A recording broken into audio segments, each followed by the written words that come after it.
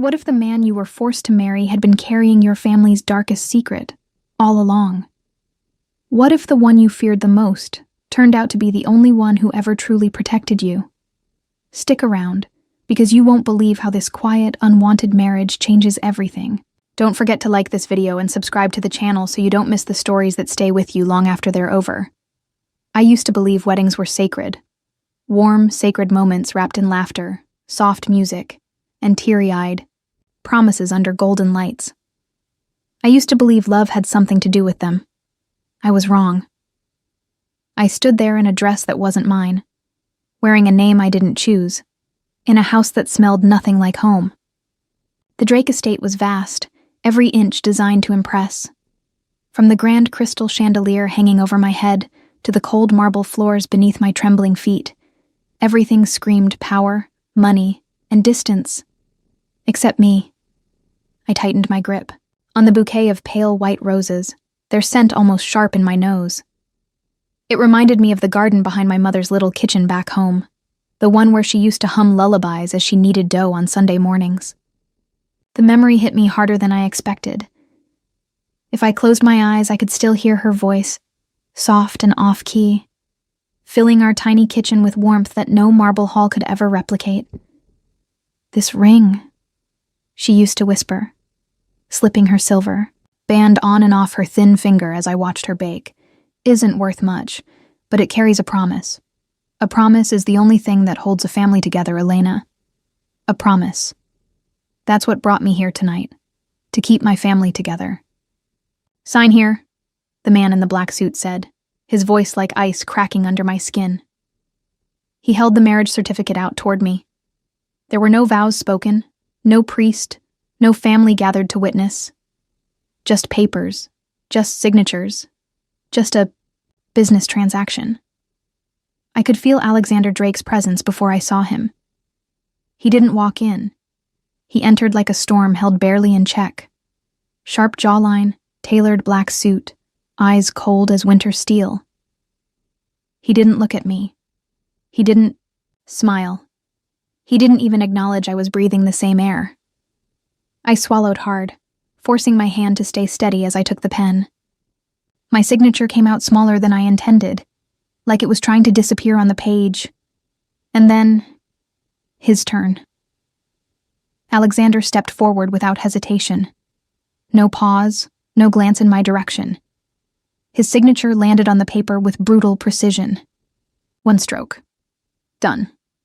"Congratulations," the man in the black suit muttered as he collected the documents. The word felt like a cruel joke. No champagne, no applause, no kiss, just silence. By the time I found the courage to look up, Alexander was already walking away, leaving me standing alone beneath the two bright lights, feeling like a guest at my own execution. Hours later, though time had blurred into something meaningless, I was shown to what they called the bridal suite. It was beautiful, I guess.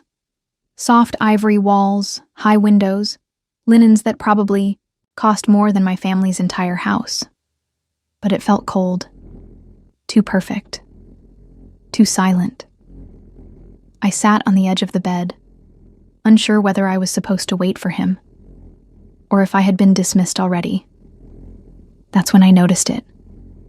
A small wooden box on the nightstand. Simple. Unpolished. Out of place in a room like this. I reached for it, my fingers trembling slightly as I lifted the lid. Inside, nestled on a strip of velvet, was my mother's silver ring. I gasped softly, my hand flying to my chest. I hadn't seen it in weeks, since the day she'd fallen ill and we'd rushed her to the hospital. I thought it had been lost somewhere between doctors and hospital beds. Yet here it was, as if it had been waiting for me all along, and next to it, a folded letter. The handwriting made my breath hitch. I would recognize those loops and curves anywhere, my mother's hand. But it wasn't addressed to me. It was addressed to Alexander Drake. My throat tightened. I stared at the name for what felt like an eternity. A letter from my mother. To him? When? Why? I pressed the letter against my chest, fighting the sudden wave of emotion rising in my throat. I knew I should open it, but something held me back. Fear, maybe. Or the quiet dread that I had just stepped into something far deeper than I ever imagined. I leaned back, curling my knees to my chest, clutching the box and the letter as if they were the last real pieces of myself I had left. "Why, Mama?" I whispered into the empty room. Why would you write to him before I even knew his name? And though the walls held no answers, I could feel the weight of them closing in. Little did I know, this letter held the first crack in the story I thought I understood. A crack that, once opened, would change everything. Forever. I didn't sleep that night. I couldn't. The letter sat on the nightstand, sealed, untouched. Every time I reached for it, something inside me tightened, like a hand wrapping around my throat, daring me to break whatever thin thread was still holding my world together. By morning, the suite felt colder than ever. My dress had wrinkled where I'd curled up on the bed, but I didn't care. No one had come looking for me. No one had knocked. I might as well have been invisible, until the phone rang. "Be ready in 15 minutes, the voice on the other end said. "The jet is waiting." That was all. I slipped the ring onto my finger, feeling its weight like an anchor. I didn't dare take the letter with me. Not yet. I wasn't ready to open something I couldn't close again. The car ride to the airstrip was silent. Alexander sat across from me, eyes fixed on the window, jaw set in stone. Not once did he look my way. Not once did he speak. I should have hated him for that. Maybe I did. But hate felt like too big a word for how small I felt sitting there, knees pressed together, hands twisted in my lap. When the car stopped, the driver opened my door. I stepped out into the cool morning air. The private jet stood before me like a white, gleaming monster, waiting to swallow me whole. The engines were already humming low, like they had somewhere better to be. I climbed the stairs with shaky legs, not bothering to glance back. I knew what I'd see. Nothing. No family waving goodbye. No one to tell me I was making the right choice. Alexander followed, his footsteps measured and steady. He didn't hesitate. The door sealed shut behind us, with a hiss that felt like the end of something I couldn't name. The cabin was quiet, luxurious, yes, but quiet in a way that pressed against my skin, making it hard to breathe. He took the seat across from me, pulling out his phone like I wasn't there. I studied him from beneath my lashes, searching for any crack in that cold exterior. But he was unreadable, like stone carved into a man. The engines roared, the jet lifting off the ground and carrying me further from everything I knew. I stared out the window, blinking back tears that refused to fall. I didn't want him to see me cry. Not him. Not now. But then I noticed something. Something small, but so wildly out of place that it made me forget how to breathe. On the side table beside my seat, a small folded receipt. I shouldn't have looked, but I did. And there it was, clear as day. St. Jude's Medical Center, paid in full. 3 months ago. My breath caught in my throat. That was my mother's hospital. Her treatments had started, exactly 3 months ago. I remembered standing outside the billing office, my father pale as paper, whispering we couldn't afford it, that we'd have to find another way. But here it was, paid. Before I even knew Alexander Drake's name, I looked up slowly, heart pounding so hard I thought it might crack my ribs. He wasn't looking at me. He hadn't moved. His jaw twitched. Just once. But otherwise, he was as still as ever. I wanted to ask him why. I wanted to demand answers, but the words stuck to the roof of my mouth like they didn't belong to me anymore. Instead, I whispered the only thing I could manage. "You paid for her." His eyes flicked toward mine for the first time all morning. I did. 2 words. No explanation. No apology. And yet, something shifted. Something small, almost invisible. I watched him as he leaned back in his seat, closing. His eyes like this conversation was nothing more than a chore, but I saw the way his hands curled slightly into fists on the armrest. Tight. Controlled. Why? I whispered again, needing something more. Anything. He didn't open his eyes. His voice was low, rough like sandpaper against my skin. Because no one else would. I pressed my lips together to keep them from trembling. Because no one else would. Not because he cared. Not because of me, but because it needed to be done. I turned my face back to the window, letting the quiet swallow me whole. But somewhere deep inside, something warm and terrifying began to stir. Not trust. Not yet. But the smallest crack in the wall I'd built, around my heart. And I hated him for that more than anything. The penthouse in Los Angeles was quiet. Not the kind of quiet that soothes you after a long journey, but the kind that crawls beneath your skin and makes you second-guess every breath. The elevator doors slid open directly into the living room. Glass walls stretched floor to ceiling, showing a city lit up like 1,000 little lies. I'd never seen anything so vast, so empty. "This is home," Alexander said flatly, walking past me without a glance. Home. He disappeared into another room, leaving me standing by the window with nothing but my reflection and the weight of the unspoken pressing on my chest. I should have followed him. I should have asked him what this marriage was supposed to be. But my fingers twitched with a different pull. The letter. I had tucked it into my bag before we left New York. I had carried it all the way across the country like a stone in my pocket, afraid to open it, more afraid not to. I pulled it out now, sitting down at the small writing desk in the corner, my heart hammering louder than the city outside. My mother's handwriting. My mother's secret, addressed to him. I broke the seal with trembling fingers. To Alexander Drake. "If you are reading this, then I trust you have kept your word." I swallowed hard, my eyes racing ahead, needing answers more than air. "You once told me you would never speak of what happened all those years ago. I have lived every day hoping you would hold to that promise.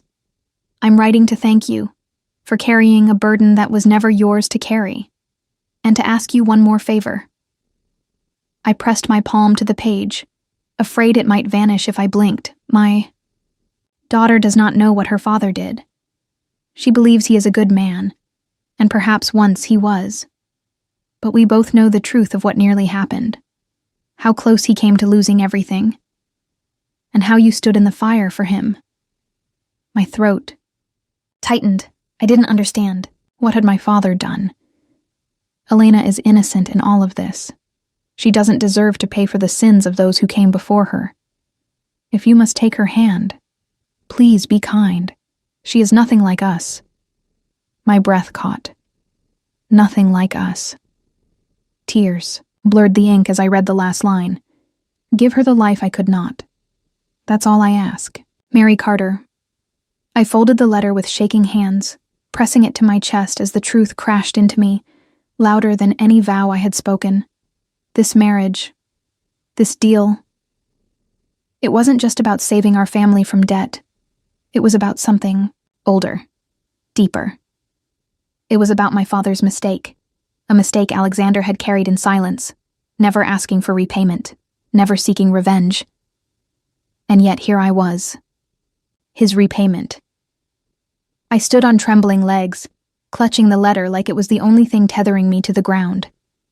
I found him in the study, standing by the window, one hand in his pocket, the other holding a glass of something dark and burning. He didn't turn when I entered. He didn't have to. "How long have you known my family?" I asked softly, my voice cracking like glass.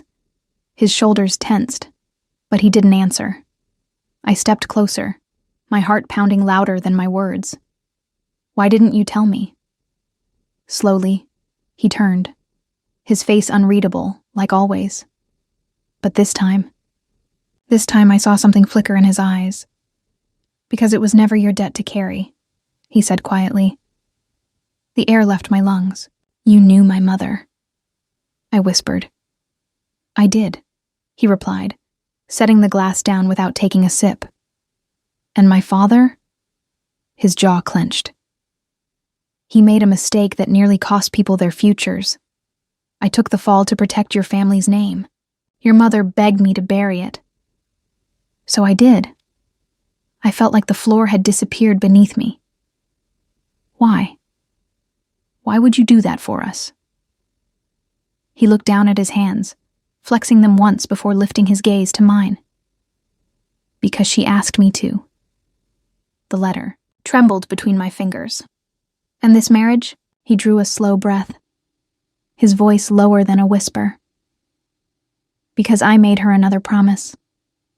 My vision blurred again, but not from tears this time. "What promise?" I asked, my voice barely holding. He stepped closer, just enough that I could feel the tension radiating off him like heat. "That I would never let you carry the weight of what he did," he whispered. "Even if it meant carrying you into a life you never asked for." I couldn't move, couldn't speak. I could only stand there, shattered and speechless, as the walls I'd built around my heart began to tremble. And for the first time since this began, I wasn't sure who I was more afraid of, him or myself. I avoided him for the next 2 days. Not that it took much effort. Alexander knew how to make himself scarce when he wanted to. The penthouse was big enough that we could orbit each other, like strangers, never crossing paths unless one of us dared to look up. And I didn't dare. I spent most of my time by the window, watching the city move far beneath me, wondering if anyone out there lived a life they had actually chosen. I wondered what it felt like. To belong somewhere. To someone. I thought of my mother, the way she used to hum while folding laundry, the way she pressed her palm to my cheek when I cried, as if her touch alone could hold me together. Give her the life I could not. The words haunted me. But what kind of life had I stepped into? A marriage born from secrets. A house built on silence. And him. A man I couldn't read, couldn't trust, yet couldn't seem to stop thinking about. It was nearly midnight when I heard it. His voice. Low. Controlled. Seeping through the crack of the study door like smoke curling under wood. I shouldn't have listened. I know I shouldn't have. But something inside me leaned closer anyway. "No, I told you. I won't do it," he was saying. A pause. The sound of someone arguing on the other end of the call. "I don't care what the board wants," Alexander snapped, voice sharper now. "The deal's off." I held my breath. "Because it's not worth what it would cost her family," he hissed, lower this time, as if the words burned his throat. I stepped back, heart pounding so loud I was sure he could hear it. He hung up a second later, the silence slamming into me like a brick wall. I slipped away before he could open the door, retreating to the kitchen like a coward. But the truth followed me. He had just killed a deal, a massive one by the sound of it, not to protect himself, but to protect my family's name. Why? Why keep doing this? I paced the kitchen, hands shaking as I reached for the kettle, filling it with water that felt colder than ice. My fingers fumbled with the stove, my mind racing. He was still protecting us, not because he had to, not because anyone asked him to, but because somewhere along the way, he had decided we were worth protecting, and I didn't know what to do with that. When the water started to boil, I set out 2 mugs without thinking. One for me. One for him. I almost laughed at myself. What was I doing? Still, I finished making the tea, the familiar ritual calming my hands if not my heart. I carried the tray to the study, standing outside the door for a long moment before finally pushing it open.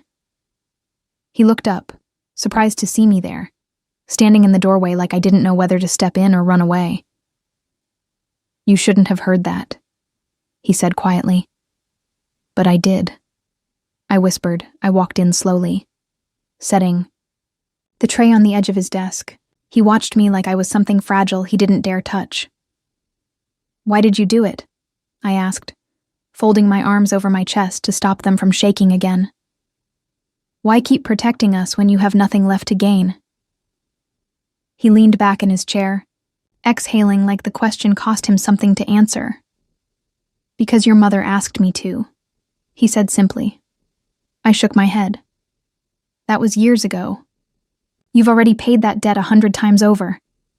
His jaw tightened. "Maybe I never stopped owing her," he whispered. My throat ached. I couldn't look at him. "And me?" I forced the words out. "What do you owe me?" He stood slowly, walking around the desk until he stood just a breath away.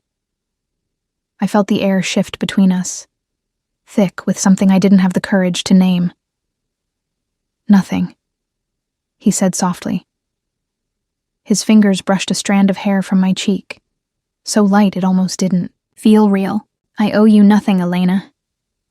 I swallowed hard, blinking back tears. "Then why?" "Because I can't seem to stop." The words landed like a stone in my chest. He stepped back then, like the distance was the only thing holding him together. "I know this marriage isn't what you wanted," he murmured. "I know I'm not what you wanted." I bit my lip until I tasted blood. "You never asked me what I wanted," I whispered. He flinched, just slightly, but it was enough. "Tell me now," he rasped, his voice breaking in a way I'd never heard before. "Tell me what you want, Elena." I looked at him, really looked at him, for the first time since this all began. And the terrifying truth hit me like a wave. I didn't know. I didn't know what I wanted. But I knew I didn't want this wall between us anymore. I breathed. "I just want to stop feeling like I'm the only one here." His face crumpled for half a second, like he was about to say something else. But then he nodded once, sharp and final. "Then stay," he whispered, "and I'll spend every day proving that you're not." The quiet filled the room again. But this time, it didn't feel so empty. And for the first time since I had signed those papers, I wondered if there was something more waiting for me here. Something real. Something worth staying for. The days that followed blurred into one another, soft and slow, like the hush of snowfall you can't quite hear until you're standing in the middle of it. I stayed. I don't know when I made that decision exactly. It wasn't one sharp moment or a grand declaration. It was quieter than that, like breathing, like finally letting myself belong to something, even if I still wasn't sure what that something was. I spent my mornings in the sunlit kitchen of the penthouse, brewing tea the way my mother used to, letting the steam fill the air, holding the mug between my palms like it could warm more than just my fingers. He started joining me. At first, he stood in the doorway, silent, like he wasn't sure he was allowed to cross that line. But little by little, he stepped closer.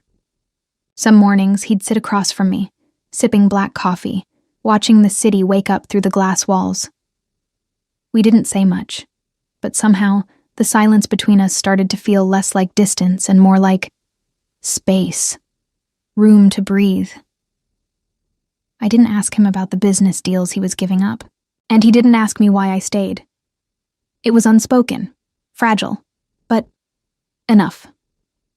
One afternoon, I found myself on a video call with my mother. Her face was paler than I remembered, but her smile, that hadn't changed. It still lit up her whole face like she was holding the sun inside her. "Are they treating you well, honey?" she asked, her voice thin but steady. I nodded, swallowing the lump in my throat. "Yes, Mama. Better than I deserve, I think." She frowned, tilting her head like she could see straight through me. "Elena, you deserve the world. Don't ever believe otherwise." I pressed my palm to the screen, wishing I could touch her hand just once. I miss you. I miss you more, she whispered. But you're where you need to be now. I didn't understand what she meant, not fully. Not until later that night. I was clearing away the mugs from our quiet dinner when there was a knock on the door. Alexander went to answer it while I rinsed the dishes in the sink, the sound of running water muffling their voices. But when I turned around, I froze. Standing in the doorway was Mr. Bennett. I hadn't seen him in years. He'd been my father's old business partner, the one who disappeared when everything fell apart. I remembered the way he used to ruffle my hair when I was little, calling me kiddo, with a grin that never quite reached his eyes. Elena, he said softly, stepping into the kitchen like he belonged there. Alexander stood behind him, jaw tight, arms crossed. What are you doing here? I asked, setting the mug down with shaking hands. Mr. Bennett smiled sadly, pulling a worn envelope from his coat pocket. I came to tell you the truth, he whispered. We sat at the table, the three of us. Alexander didn't speak, but his presence filled the room like a storm you could feel under your skin. Mr. Bennett placed the envelope between us. Your father wasn't the only one responsible for what happened all those years ago, he said, his voice heavy with something that sounded an awful lot like regret. I was just as guilty, but I ran. I left him to carry the blame alone. I swallowed hard. So why now? I whispered. He glanced at Alexander, then back at me. Because he never stopped protecting your family, Mr. Bennett said quietly. Even when he didn't have to. Even when I didn't deserve it. I stared at the envelope, afraid to open it. What is this? Proof, Mr. Bennett said softly. Of what he gave up. The deals he lost. The bridges he burned. All to keep your family's name clean. My hands trembled as I reached for the envelope, but Alexander placed his hand over mine, stopping me. You don't have to read it, he said, his voice rough. It won't change anything. I looked up at him. Really looked at him. At the man who had carried a debt that was never his to carry. At the man who had stood in the fire, alone, while everyone else ran. I want to know, I whispered. I opened the envelope with shaking fingers. Inside were contracts, memos, emails, years of buried deals, all signed in his name, all burned to ash so my father could keep his legacy intact. Tears blurred the words until they no longer made sense. Why? I choked out. Why would you do all of this for us? Alexander leaned forward, resting his elbows on the table, his eyes heavy with something I couldn't name. Because I couldn't watch your family fall, he whispered. Not when I knew what that felt like. Mr. Bennett stood slowly, slipping his hands into his pockets. He saved us all, he said softly. And I let him. He left without another word, leaving me sitting there with the weight of it all pressing down on my chest. Later that night, I found Alexander in the kitchen, standing by the stove, staring at the kettle like he didn't know what to do with. Yet I stepped behind him, resting my hand lightly on his back. You could have told me, I whispered. He didn't turn. I didn't want you to feel like you owed me anything. I swallowed hard. But I do, I said softly. Not because of what you did for them, but because you never asked me to repay it. He turned then, slowly, his eyes searching mine like he was afraid of what he might find. You don't owe me anything, Elena, he whispered. Not a thing. I reached for the kettle, pouring 2 cups of tea, my hand steady for the first time in days. Then maybe, I said quietly, sliding a cup toward him. We can stop keeping score. And for the first time, he smiled. It wasn't much, barely a flicker, but it was real. And for the first time, so was I. There's a strange kind of peace that comes when you finally stop running from the truth. I let myself settle into that peace for a little while. I stopped waiting for the walls to fall. stopped second-guessing every word. I even started sleeping a little better, curled on the couch with a blanket too big for me, watching old movies with the sound barely audible. Alexander would sit in the chair nearby sometimes. Not too close. Not too far. It wasn't love. Not yet. But it was something steady. Something I could hold on to when the world outside felt too loud. And then, I heard it. The whisper. It wasn't meant for me. It never was. I had gone to the study to return one of the books I'd borrowed. I wasn't looking for anything. I wasn't eavesdropping this time. But his voice, it carried. "It's done," he was saying to someone on the phone. "No, there won't be an official announcement. She's free to walk away whenever she's ready." The air left my lungs. No, it was never meant to last. Yes, the board's satisfied. It served its purpose. She'll be gone by next month. I felt the words hit me like glass shattering beneath my skin. Free to walk away. Never meant to last. Gone by next month. I backed out of the room before I could hear another word. My heart pounded all the way back to the bedroom. The walls pressed, closer. The air thickened. It had all been a lie. The tea, the quiet mornings, the almost smiles. All of it. Just a waiting game until I let myself go. I packed in less than 5 minutes. I didn't own much here. Just a few dresses, a worn book, or 2, and the letter I hadn't stopped reading since the day we arrived. I slid it into my bag along with the silver ring. My mother's words echoed in my head like a cruel joke. Give her the life I could not. I guess this was it. The life I'd never asked for. A transaction with an expiration date. I left the key on the nightstand. The city was colder than I remembered. When I stepped outside, I didn't know where I was going. I just knew I couldn't stay. I walked until my legs ached, until my lungs burned. I kept my head down, clutching my bag to my chest like it could keep me together. I ended up at the small private terminal where his jet had first brought me here. It felt like a lifetime ago. I stood at the edge of the runway, staring at the empty stretch of concrete, wondering what the hell I had been thinking all this time. I should have known better. I should have never hoped for more. You're not leaving like this. His voice cut through the night like a blade. I turned slowly, tears blurring my vision. Why not? I whispered, my voice breaking. It's what you planned all along, isn't it? He took a step closer, his face carved in something more than stone. Something that looked a lot like fear. Elena, I heard you. I choked out. I heard you say I was free to walk away, that it was never meant to last. That I'd be gone by next month. He flinched like I'd slapped him. It's not what you think, he rasped, stepping closer. Don't lie to me. My voice cracked open on the last word.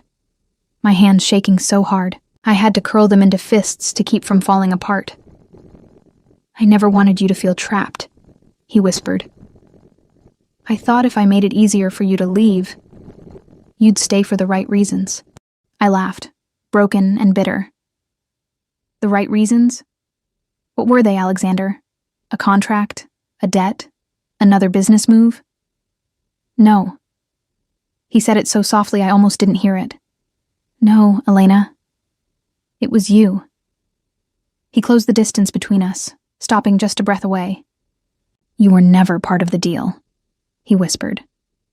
You were the reason I couldn't go through with it. You were the only thing I didn't plan for. Tears stung my eyes again, but I held my ground. Then why push me away? Why make me feel like I never mattered? His jaw clenched, his hands curling into fists at his sides. Because I didn't know how to keep you, he whispered, his voice cracking for the first time since I'd met him. Because I was terrified you'd wake up one day and realize you deserved better than a man who started this whole thing with a lie. My breath hitched. You could have told me the truth, I whispered. I didn't know how, he rasped. I didn't know how to stand in front of you and admit that somewhere along the way, I stopped caring about the deal, the board, the business. He reached for me then, his hand hovering in the air like he wasn't sure he had the right to touch me. I only cared about you. I didn't move. Not until I saw it. The break. The crack in his armor. The fear in his eyes. The way his throat bobbed like he was swallowing glass. I took one step closer. My voice barely a breath. Do you mean it? He nodded, one sharp, broken motion. I need you, Elena, he whispered. Not because I'm supposed to. Not because of your family. Not because of any damn contract. He swallowed hard, his voice shaking. I need you because you're the only thing that feels like home. The tears fell before I could stop them, and for the first time, I didn't turn away. I didn't leave. I don't remember deciding to stay. I only remember standing there in the dark, tears on my face, his hand hovering inches from mine. Neither of us moved for a long time. It felt like breathing the same. Air might shatter the fragile thing growing between us. But when I finally let my fingers reach for his, he didn't let go. We walked back in silence, side by side, not touching but not apart. The city stretched around us like it had been holding, its breath all along. When we reached the penthouse, I didn't expect him to speak again. But as I crossed the threshold, he paused behind me, his voice raw and quiet. Will you stay? Not because you have to, but because you want to? The truth pressed hard against my ribs. I turned to face him, holding his gaze for the first time, without fear. I don't know how to want something for myself, I whispered. But I want to learn, if you'll let me. It started small. Breakfast for two.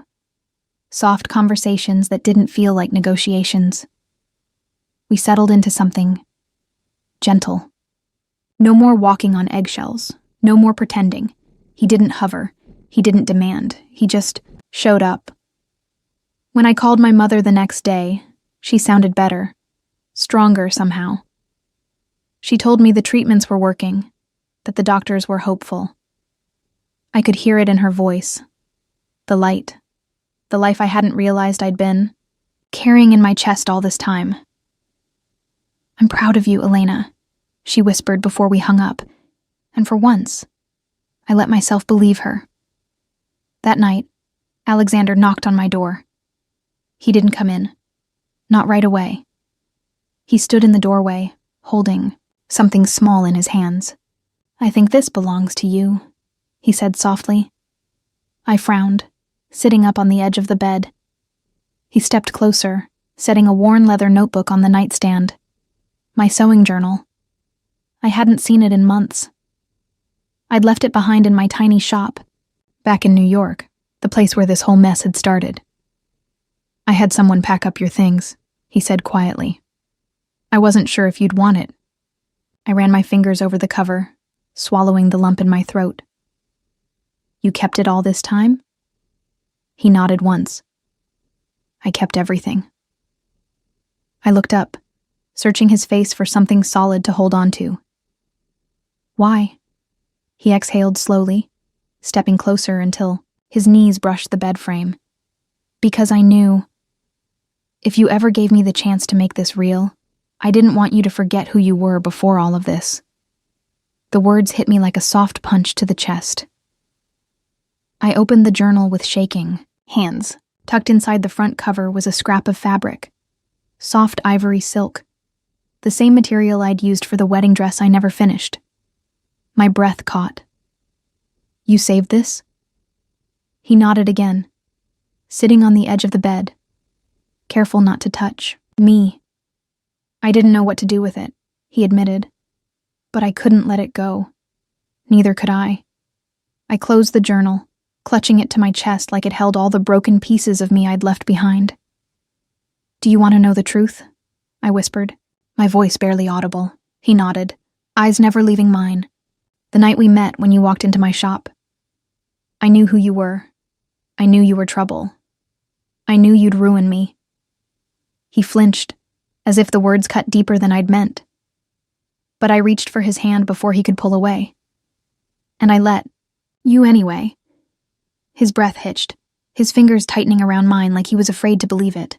"Elena, I'm scared too," I whispered. "But I'm tired of running from what's already ours." His throat bobbed as he swallowed hard. "What is that?" he rasped. "A chance," I whispered. "A real one, if you still want it." He leaned in slowly, as if every inch hurt to cross. "I want every minute of it," he whispered. And when he kissed me, soft, trembling, like it was the first breath he'd taken in years, I knew neither of us was leaving this time. We spent the next few days finding a new rhythm. We cooked together in the tiny kitchen. We watched the city fall asleep from the balcony. We held hands under the table like two people learning how to belong to the same world. He even let me take him to visit my mother. We stood in the doorway of her hospital room, side by side, watching her sleep. Her face was peaceful, her breathing steady. I reached for his hand, lacing my fingers with his. "She'd like you if she really knew you," I whispered. He squeezed my hand gently. "I already owe her more than I can repay," he said softly. "So do I replied. He turned to face me then, brushing a strand of hair behind my ear. "Elena, I meant what I said. I don't want this to end." I swallowed hard, blinking back tears I didn't even realize were there. "Then let's start again," I whispered. "No contracts, no debts, just us." He nodded, leaning in to press his forehead to mine. Just us. And for the first time, it felt like enough. The first time I called it home. I didn't mean to. It slipped out quietly, one soft word at the end of a long, ordinary sentence. "I'll be back in a minute. I just left my bag at home." Alexander froze in the hallway, his jacket half on, half off. His eyes lifted slowly toward me like he wasn't sure he'd heard me right. Home. The word hung between us, fragile and weightless.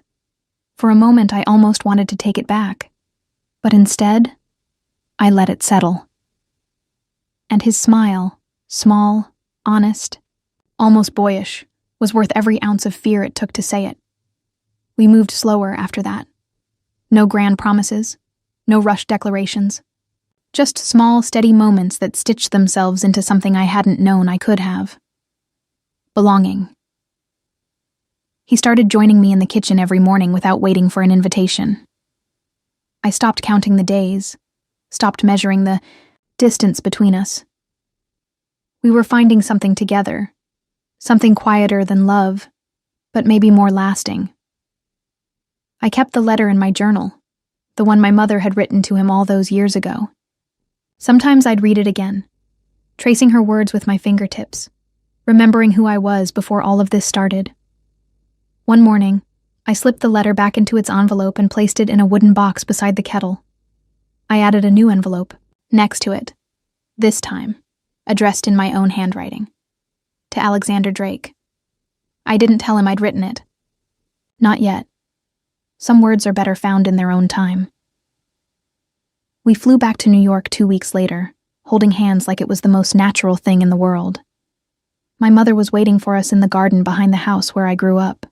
Her cheeks were pale, her body thin. But her eyes, those soft, steady eyes, still held more light than I knew what to do with. She reached for me first, pulling me into a hug that smelled like lavender and lemon soap. "You look well, sweetheart," she whispered.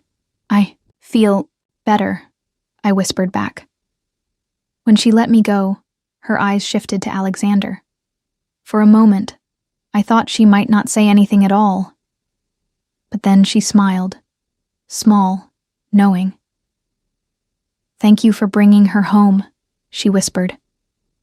Alexander didn't speak. He just nodded, his throat working like the words wouldn't come.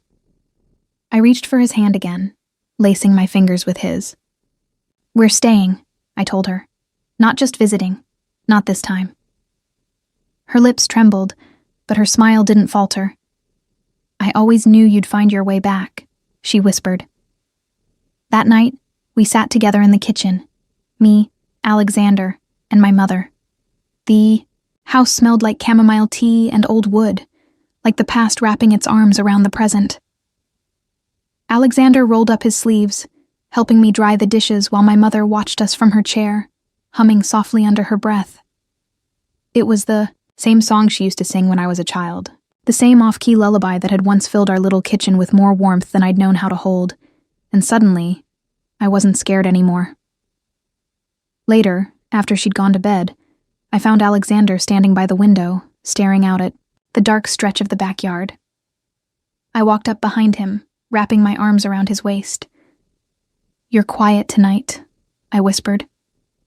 He turned slowly, his arms circling me like he was afraid I might slip through his fingers. "I don't deserve this," he whispered. I pressed my cheek to his chest, listening to the steady rhythm of his heart. "None of us do," I whispered back, "but we get to have it anyway." He held me tighter, his voice cracking softly. "I don't ever want to let this go." I leaned back just enough to meet his eyes. "Then don't." He cupped my face in his hands, brushing, his thumb along my cheek like I was something fragile and precious all at once.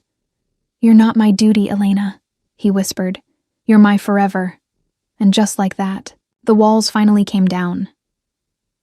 We spent the rest of the night tangled in each other's arms, not out of obligation or fear, but something real, something lasting. No more distance, no more pretending, just us. In the morning, I placed the new letter on his pillow. I watched from the doorway as he unfolded it, his brow furrowing softly as he read. "To Alexander Drake," it began. "I used to believe you ruined my life. Now I know you were the one who gave it back to me." He looked up slowly, eyes shining in the soft morning light. "Elena." I crossed the room, sitting beside him, resting my head on his shoulder. "No more running," I whispered. "No more debts. No more pretending." He pulled me closer, kissing the top of my head like a vow. "No more anything," he whispered back. "Just us. Always." And as the morning sun spilled through the window, warming the quiet little world we'd built together, I finally believed him. Forever. Thank you so much for watching. If this story touched your heart, don't forget to give it a thumbs up and share it with someone who believes in second chances. And if you'd like to hear more stories like this, stories of love, redemption, and the quiet moments that change everything, make sure to subscribe and turn on notifications so you never miss what's coming next. See you in the next one.